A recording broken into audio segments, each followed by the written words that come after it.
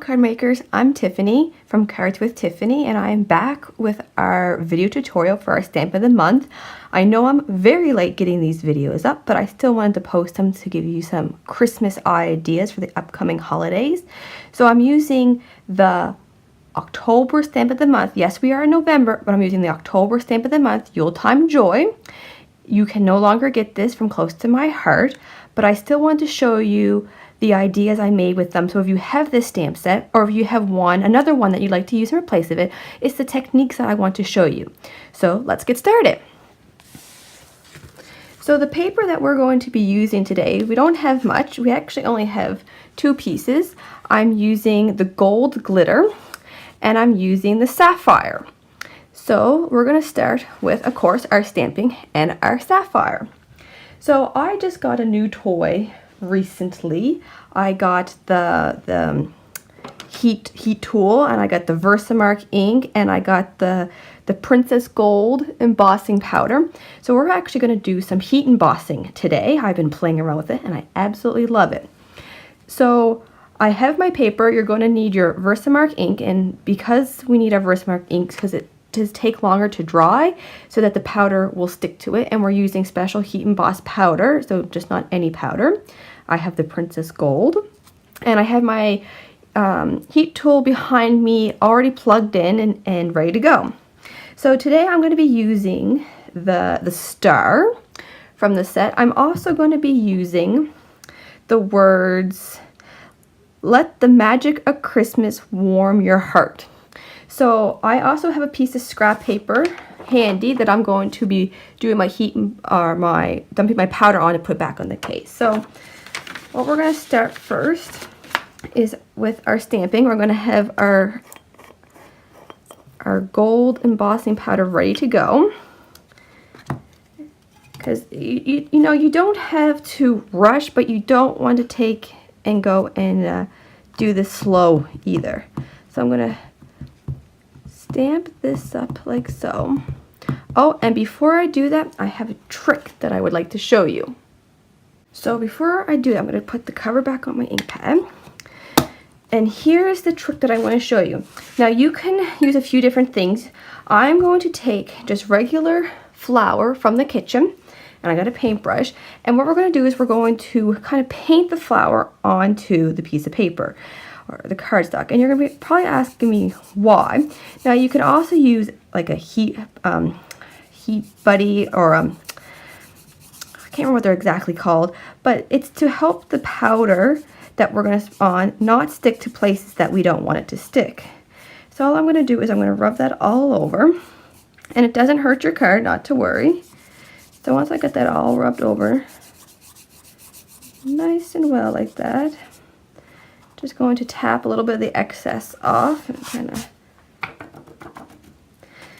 because if we don't do that, the powder will stick other places, and then we won't get them off, and then we're going to heat emboss it, and we're going to get these little specks, and we don't want that. Okay, so now back to where we were. So I'm going to take my Versamark ink, open it up again, and I'm going to ink up my star. Nice and well. And now I'm going to make sure I get this in there nice and straight. And I'm kind of putting it in the center, but much closer to the top. So I push that down there, and up that comes. And I'm going to quickly do the words at the same time. You could do these separately. And I'm putting those in the center just below it. And I think I got those on there slightly crooked, but I'll have to see when it turns out. So bringing in my scrap paper, and I'm just going to pour the embossing powder over it. Tap it off, and I'm going to turn it over, and I'm just going to give it some really good hard flicks. You want to get all that excess off, and we turn it back over. Just got some of our flour left on there, and it's on perfect. I think just missed a little spot there. There. So there we can kind of see. And then all I'm going to do is take this and pour this back into my jar. None wasted. And this powder will last a long time. I been using this a lot on a lot of projects recently, and I still have a lot to go. Okay, so once we have this, we're going to get our heating tool. So here's our heating tool. And just be careful because this does get extremely hot. So I'm going to turn it on, and I'm going to wait a few seconds for it to heat up. I'm going to start at the bottom. I'm holding it far away, and you can start to see the powder melt. And you'll see when it starts to turn. And I'm just slowly moving it across the paper. So there, you can see how that turns. Or I hope you can see. I hope you can hear me too. I'm going to turn upside down and do the same with my star.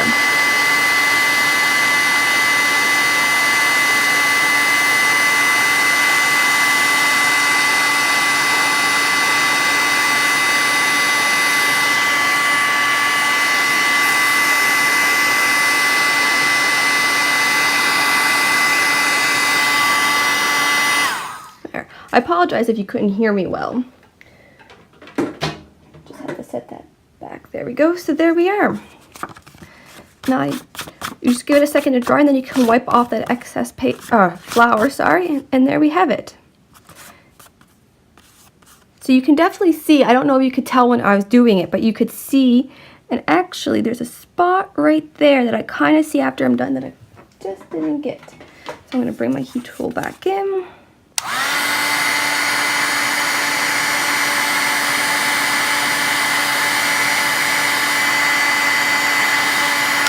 There. So there, you can definitely tell, and that's what I like about the embossing powder from Close to My Heart. You can really tell when it's gone and turned and it's melted. I had bought some other embossing powder from another store just so I could have another color just to experiment with, and I found it really hard to tell when the powder was melted, but very easy. And look how nice that shines. Okay, so there we have that done, and that's all we're going to do. Now we're going to start to assemble our card. So I have this piece, and I got my gold piece back in here, and we're going to layer these on top of one another. And when I first was using the gold paper, I sometimes found that just every day your double-sided, like my Scotch adhesive tape would not stick to it that well. So I broke out my double-sided tape.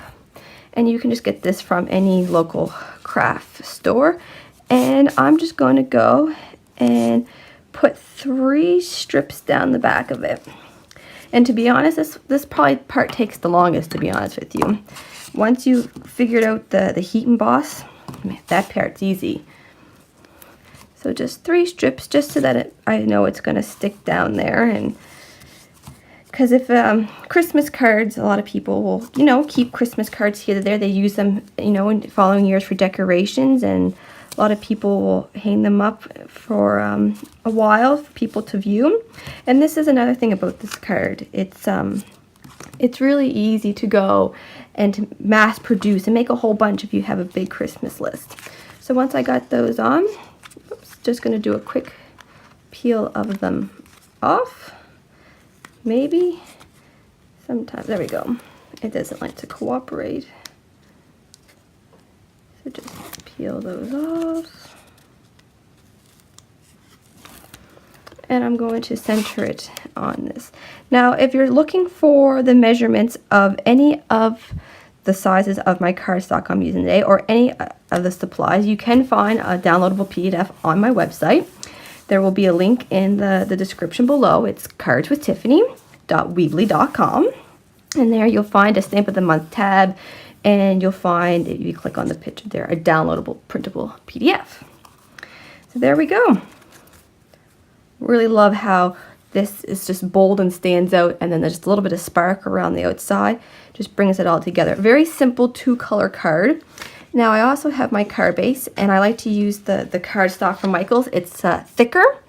So I have here, and I have it at 4 1/4 by, is it 11? Yeah, 11. Yep, had to make sure there, 11.